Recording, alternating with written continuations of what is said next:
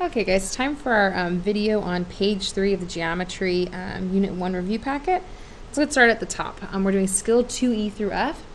It says, given that the measure of angle the measure of angle A is 29, find the measurement of the following. Well, we know that the complementary means it adds to 90 degrees. So if I want the complement of angle A, I know together the two angles have to add up to 90. We know angle A is 29. That means I've already used up 29 degrees. Well, what do I have left?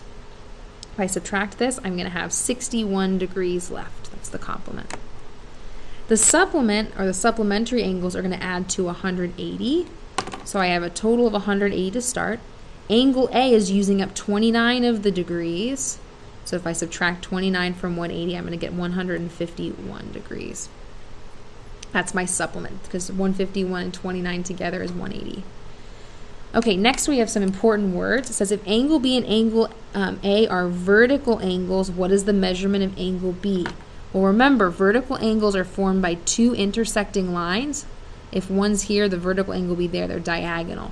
These two angles are always congruent. They're the same size. So vertical angles are congruent. They're the same size. So if angle A is 29, angle B will also be 29. If angle A and angle B form a linear pair, what is the measure of angle B? Well, linear pair is a pair of adjacent angles that add up to 180 degrees. So these also add to 180. So that's just like supplementary. The only difference is in a picture they have to be adjacent next to each other. So we already know that the supplement is 151, so the other angle in the linear pair will also be 151 because it also adds up to 180. We've already done that math. 26 is a little different than something we've seen. It says circle all of the following statements that are true given line M below. Number 1 says AB plus CD is equal to AD. Well, if I look at those things, that's definitely not AD, the whole thing. So that can't be true. Let me pull out another color. Number 2 says AB plus BC. Well, here's AB plus BC. It says is equal to AD, the entire thing, so this whole thing, but don't include CD. Well, that's it. That's the same what I just drew here. So these things are both the same. This side and this side are the same. So that's true. Let's look at this last piece. Let me grab one more color really fast. Oh, I don't see any with my green pen, so I'll just use red. AC minus AB. Well, AC minus AB is going to leave me with just this piece right here. This one says AD minus CD. Well, AD is this whole thing. Take away CD, that's this. That's going to leave you with just this. Those two things definitely don't match up, so this is also no good. The only one that works is 2. Okay, let's go down to 27. It says, given that ray KH bisects angle GKJ, solve for measure of angle GKH and the measure of angle HKJ if the measure of angle GKH is 3x plus 16 and the measure of angle HKJ is 2x minus 6. Well, before I do anything, we want to recognize a really, really important word, and that's this word bisects. Bisect literally means to cut. Sect means cut. Bi means to cut into two. And in geometry, bisect means to cut into two congruent or equal pieces. That means that this ray here is cutting this angle, the big angle, into two pieces that are the same size. That's why I use 2 arcs each time to show that they're the same size. Well, we know that GKH is 3x plus 16, and we know HKJ is 6x minus 2. So let's start by solving for x. Just like with a midpoint, if we use the word bisect, that means our two pieces are the same size, we can set them equal. So let's solve.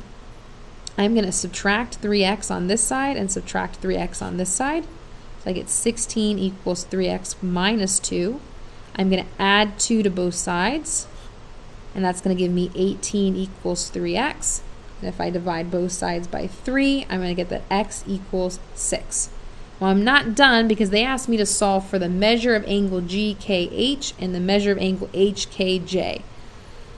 So GKH is this top portion here, and we're going to get it by our answer by plugging in our value for x. So the measure of angle GKH is 3x plus 16. Well, we know that x has a value of 6. And we have to add that to 16. 3 times 6 is 18. 18 plus 16, I believe, is 34. And we'll be able to check that in a second. Now we need to solve for the measure of angle, let's see, HKJ. The value is 6x minus 2. We can plug in our value for x, which is 6. 6 times 6 is 36, minus 2 is 34. So it looks like both of these are right.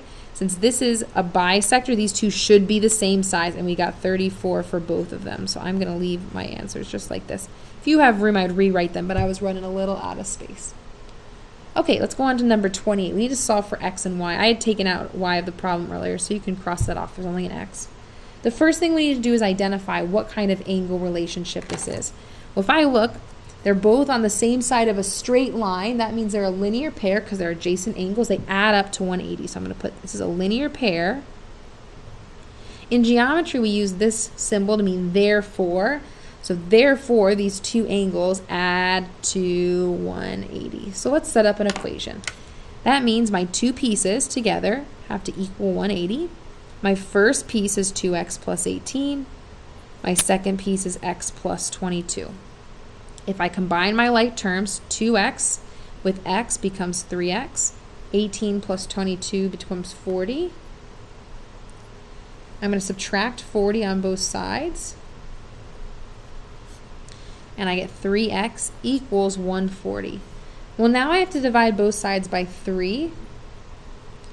And here's the problem when I do that. 3 does not evenly divide into 140. And that's okay. If you type it into your calculator, you're going to get a decimal. You can leave your answer just like this. And I'd actually prefer you to leave it like this because when you use a decimal, you have to round. This is an exact answer. So we're going to leave x as 140 over 3. Okay, let's keep going. Down here, we're going to solve for x as well. Well, here our relationship is that angles are diagonal. They're created by two straight lines and they're on opposite sides. We call these vertical angles. And because they're vertical angles, they are congruent. So I'm going to put therefore they are congruent, or that symbol right there means congruent. It means we can set their measures equal. The angles are congruent, their measures are equal. So my two parts are equal, so 5x minus 10 equals 3x plus 34. I'm going to subtract 3x on both sides. That's going to give me 2x minus 10 equals 34. I'm going to add 10 to both sides, and I know I'm running out of room down here. That's going to give me 2x equals 44. I'll check my math really fast. 3x, 2x minus 10. Yep, that looks good. I'm going to divide both sides by 2, and I'm going to get x equals 22. Because they just asked us to solve for x, we're done. Okay, number 30 says solve for angle B. Well, our big hint here is that this angle has one arc, this angle has one arc. That means they're congruent. So, I'll just put congruent. And we get that from those two arcs. That means my angles are their measures are gonna be equal. So 7x plus 5 equals 4x plus 35, and now I can solve. Let's subtract 4x on both sides. I get 3x left over.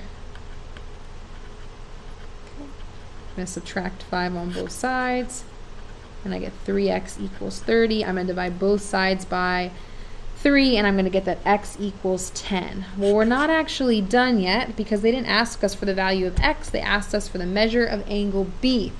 So we need to plug things back in. The measure of angle B is 7x plus 5. Okay. Since x is 10, we can plug in 10 for x. 7 times 10 is 70, plus 5 is 75. So that's our measure of angle B. Awesome. Okay, we're done with page number 3, so stay tuned for a video on page number 4.